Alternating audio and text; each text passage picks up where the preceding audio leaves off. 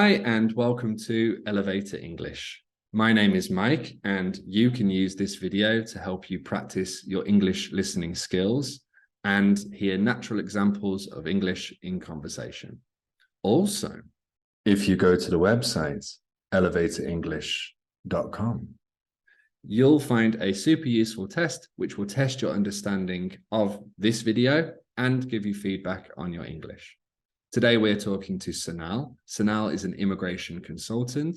She's recently established her own business and she's helping people move into Portugal. We're going to talk to Sonal about the work that she's doing and the challenges people face when moving abroad. Immigration is a pretty heavy topic, so it's easy to get confused, but Sonal does a very good job of explaining it and clarifying it, which is why in this natural English conversation, you're going to hear lots of examples of so or so phrases.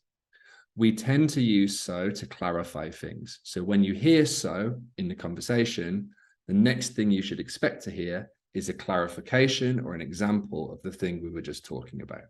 So if you want more information about so phrases, you know what to do. Go to the website elevatorenglish.com. There you'll find lots of examples of so phrases and advice on how to improve your listening skills and use them in your day-to-day English. So, without any further ado, let's talk to Sonal. Hi Sonal, how are you doing? Hello, I'm doing great, thank you. How are you? I'm very well, thank you. Loving it. So I wanted to start by asking you, what kind of work are you doing? Yes, so I'm an immigration consultant and I help people migrate to Portugal. It's been a year since I've been doing this. I come from a different background, but I kind of found the passion in this industry because I come from India and it's a struggle for me as well to stay in Europe. It's either through investments or through employment or through sponsorship that I can stay back. So I found a way out that either of this, if in case I don't have the investment or the job or sponsorship, if there is any other way. So I did find that way, and now I'm helping people from all over the world migrate to Portugal. And why Portugal? What was the kind of draw to Portugal? Portugal is quite friendly when it comes to immigration. The country is much more, I wouldn't call it very lenient, but they are much more accepting when it comes to immigration. They have certain immigration policies even through employment. You don't need a sponsorship to stay in the country. As far as you have employment, you're paying taxes on time in the country, you're free to live here. So that was one of the reasons why I initiated with Portugal.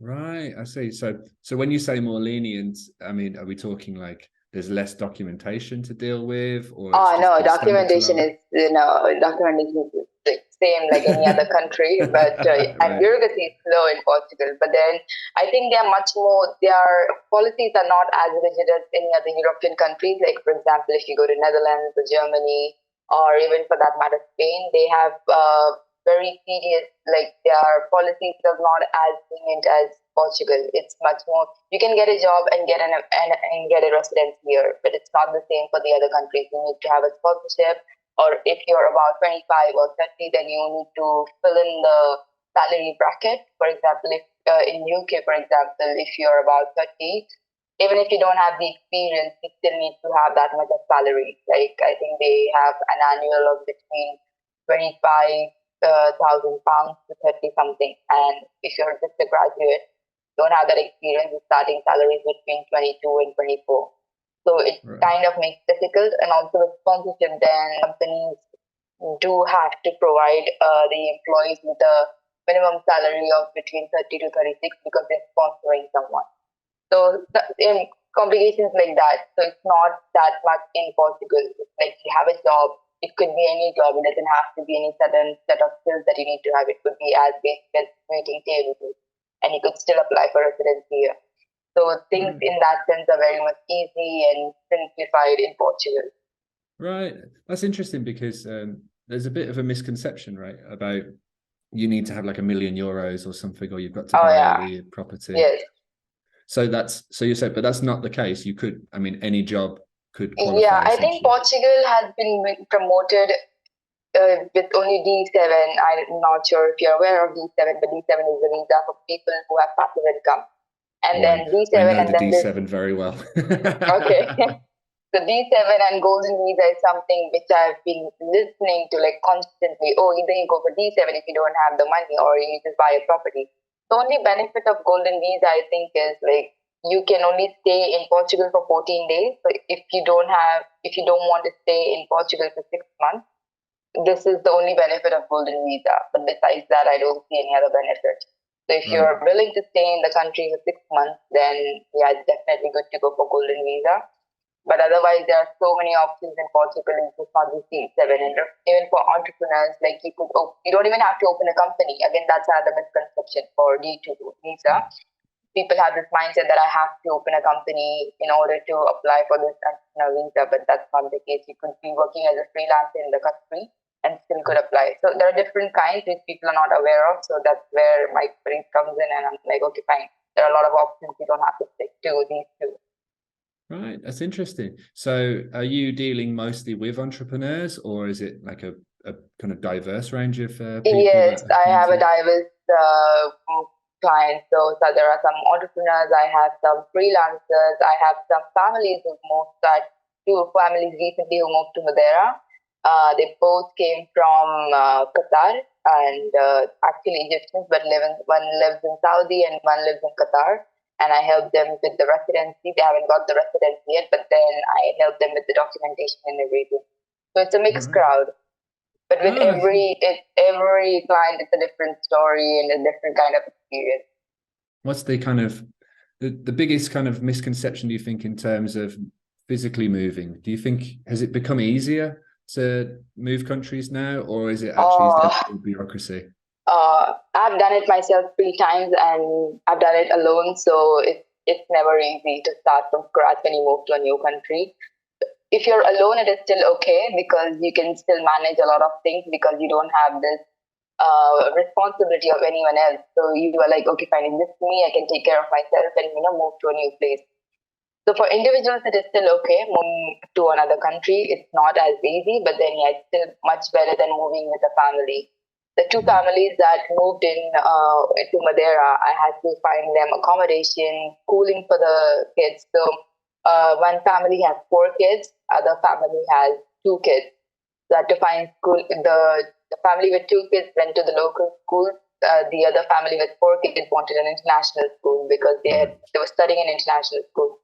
So it is really challenging when a family comes because I have to find everything for them. At one point, I know as an immigration consultant, it's not something that I'm supposed to do, but then it's more like empathetic thing that I do, like as a service. Okay, fine, I'll help you out. They understand their pain, like the stress that they are in, and I'm like, okay, I can just, I can refer you to someone or try and help as much as I can, but it's difficult for a family, I think. Yeah, well, I guess, having done it yourself 3 times, you understand, right? You understand how hard it can be. Amazing. I guess as well, a lot of people don't think about it, kind of the requirement. You mentioned a D7. I think I went through that process myself, and it was horrible because on paper, there's so many blogs out there, there's so much information that you're looking at, and it's like, oh yeah, just do this and go here. But I had to go for a different immigration service, which was a private service because of Brexit. I was having to go back to the UK and do all of this stuff there. And, you read stuff and it's like, 2 forms, how hard can it be? But, oh man, yeah, I think in hindsight, it would have been much better to hire the services of someone like yourself. So I guess, what would you say to people who are considering maybe moving or maybe moving a family or something? What do you think is the biggest thing they should be aware of before they make the move? My only challenge, I think, when I'm doing even consultation, I just want to know that why the client is moving it, why they're moving to Portugal. So have that straight in your head that, okay, fine, this is the reasoning that I'm moving in, and have that focus throughout when you're moving in. So I had this family from Qatar as well, who were also Egyptian. They had the same reasoning that we want to give a better lifestyle to our kids and everything. Their residency was sorted out, which was a huge step for even me, because since they came from Egypt, and applying for their residency was the biggest task, because it wasn't just the parents that was applying for the kids as well. So enrollment was already done. When they came to Portugal, they had this different mindset of, what Europe will be, because they had never been to Europe. When they came to Portugal, probably they had this, I don't know, some sort of bubble that they were staying in. And when they came here, it was like they didn't have the same comfort. They didn't have a car here. Obviously, if you're living in a Gulf country, it's completely different. They were used to a certain lifestyle, but when they came to Portugal, they didn't get the same lifestyle and they got frustrated.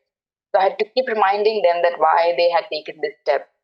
So I just want to tell people, like, when you're moving in, don't forget the big picture. There will be struggles when you move to a country. It's not the same thing. You're leaving your comfort and coming to a new country. It is going to be way different. Or what I can recommend is you first try out the country. Come for a trip, stay here for a couple of weeks, try and understand the lifestyle of people here. And then if you think, okay, this is what is right for me, that's when you take the move. Otherwise, I don't recommend. It can be really stressful. Well, thank you very much, Sonal, for taking the time. Okay, thanks a lot. Okay. Bye. Take care. So, how much did you understand? Did the so phrases help clarify things? Oh, interesting. Well, why not challenge yourself by taking the test at elevatorenglish.com, and you can see how much you really understood. Remember, the test will give you feedback on your answers, right or wrong, so stick around for the explanation.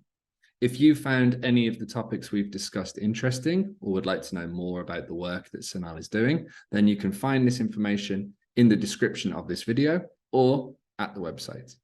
Also, if you feel that your listening skills could be improved, or you just have a question and you want to know why is this happening, Mike? Then you can either leave a comment or send me an email. Thank you very much for watching the video. If you enjoyed it, please share it around, and I will see you in the next one. Yeah, I'll see you then. Okay, take care. Bye.